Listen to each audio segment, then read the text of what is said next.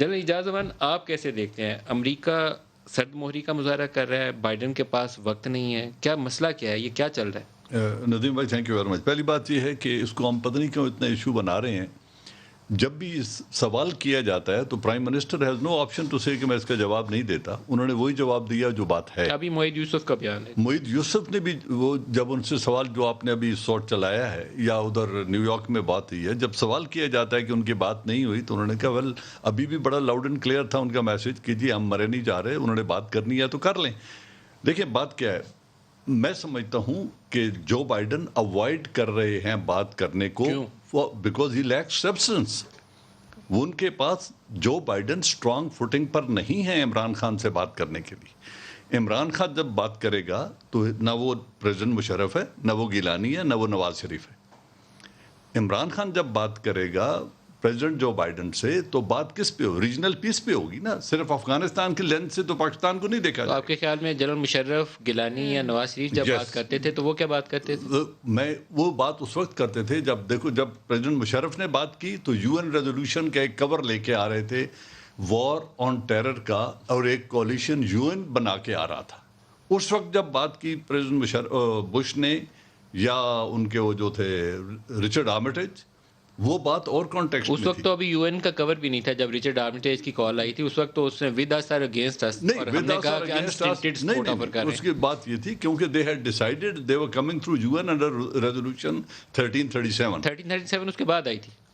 ہم نے سپورٹ اسے پہلے آفر کر دی. نہیں سپورٹ آفر کر دی تھی بٹ اٹ واز ڈیسائیڈڈ. اسی طرح جب بل کلنٹن نے بلایا، کیونکہ آپ نے یہ جو فرق ایک لائن ڈرا کی میں نہیں سمجھ سکا. میں آپ کو بتا رہا ہوں نا کہ ایک یہ ہے. دوسرا بل کلنٹن نے جب نواز شریف کو بلایا کہ آپ ادھر آ جائیں اور غیر مشروط withdrawal from Kargil. Sir meeting کی ریکویسٹ کہاں سے گئی تھی؟ آپ کتابوں میں پڑھ چکے ہیں کہ کارگل کے بعد میں پڑھ چکا میٹنگ کی ریکویسٹ گئی تھی. کہیں سے ریکویسٹ نہیں، ادھر سے گئی تھی پرائم منسٹر کی طرف. یہاں سے گئی تھی پرائم منسٹر کی طرف سے گئی. At his own? Yes of course. Not on the not on the request of the Pakistan Army, not at all. یہ پرائم منسٹر نواز شریف کی اپنی ریکویسٹ تھی اور وہ 4 جولائی کو جانا چاہتے تھے اور غیر مشروط کیوں جانا چاہتے تھے؟ اگر general Musharraf was happy army chief کے طور پہ کہ ٹھیک ہوں میں تگڑا کر رہا ہوں، تو پرائم منسٹر کیوں جانا چاہتے تھے؟ اس لیے کہ پرائم منسٹر صاحب چاہتے تھے کہ یہ جنگ نہیں ہونی چاہیے. وہ برجیش مشرا کو پہلے میسج دے کے بھیج چکے تھے ان کے جو واجپئی کے پاس کہ میں ان 4 جنرلز کو سزا دوں گا اس جنگ کے بعد. یہ میسج وہ برجیش مشرا کے ذریعے پہلے بھیج چکے تھے واجپئی کو. اس کے بعد یہ بات ہوئی امریکہ جانے کی. اور امریکہ جا کے کہنے گئے تھے کہ وہ فوج سے کہیں کہ وہاں سے واپس آ جائیں. وہ کہے کہ میں وڈرا کرنے کو تیار ہوں انکنڈیشنلی، بٹ بلیئر ہاؤس میں انہوں نے جا کے پروٹیکشن مانگی بل کلنٹن سے. وہ سٹوری میں نے پڑھی ہے پوری. آپ نے پڑھی ہے؟ تو میں یہ کہہ رہا ہوں کہ یہ لیکن یہ کہہ رہے ہیں آپ کہ وہ ریکمنڈیشن جو تھی وہ جنرل مشرف کی نہیں تھی، خود پرائم منسٹر نواز شریف کی تھی.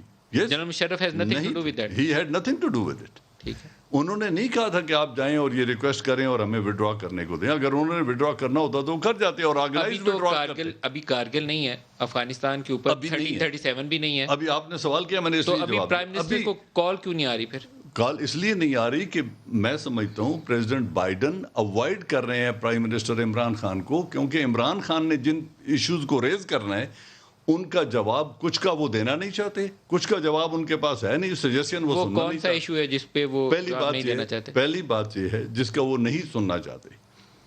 پاکستان کو افغانستان کے لینس سے نہیں دیکھ سکتے عمران خان کے ہوتے ہوئے. He has to talk of a regional peace. پہلا ایشو یہ ہوگا کہ افغانستان میں بھی امن چاہیے اور کشمیر میں بھی امن چاہیے. اگر کشمیر کے اوپر جو بائیڈن وہ خاموش رہنا چاہتے ہیں اور جو کچھ ہندوستان کشمیر میں کر رہا ہے اس پہ وہ بات نہیں کرنا چاہتے اور وہ صرف پریشر ڈالنا چاہتے ہیں کہ آپ افغانستان میں طالبان پر اپنا انفلوئنس ایکسرسائز کریں، تو اس کا جواب پھر انہیں یہ سننا پڑے گا کہ آپ نے اشرف غنی گورنمنٹ جن کے اوپر آپ کا کنٹرول بھی ہے، انفلوئنس بھی ہے، وقت بھی ہے، ان کو آپ امداد بھی دے رہے ہیں، ان کو آپ ڈائلاگ ٹیبل پر لانے کے لیے آپ اپنا انفلوئنس کیوں یوز نہیں کر رہے؟ اس کا جواب جو بائیڈن کے پاس نہیں ہے. دوسری بات، آپ طالبان کے ساتھ مذاکرات کر کے چلے گئے، اشرف غنی گورنمنٹ کو باہر رکھا، ان کو ڈی لسٹ کرنے کا وعدہ امریکہ نے کیا، ان کے قیدی چھوڑنے کا وعدہ امریکہ نے کیا. اب دباؤ ہم پہ ہے کہ آپ ان سے بات منوائیں. ہم ان سے کس بات پہ بات منوائیں؟ اس کا جواب جو بائیڈن کے پاس نہیں ہے. اور وہ یہ نہیں. اچھا پھر چوتھی بات جو کی جائے گی، میں باقی 8 باتیں، چوتھی ایک لاسٹ اسٹیٹمنٹ. کہ جو کام آپ 1,40,000 ٹروپس کے ساتھ 20 سالوں میں نہیں کر رہے، اب اوور دا ہورائزن اسٹرائک اور ڈرون اسٹرائک سے مزید کتنا کولیٹرل ڈیمیج کر کے آپ مسئلے کا حل تلاش کر رہے ہیں. Why don't you exercise your influence and make them sit on the dialogue table which you have not done already. یہ 4 سوال یہ ہوں گے، باقی بات کر لیں. ٹھیک ہے.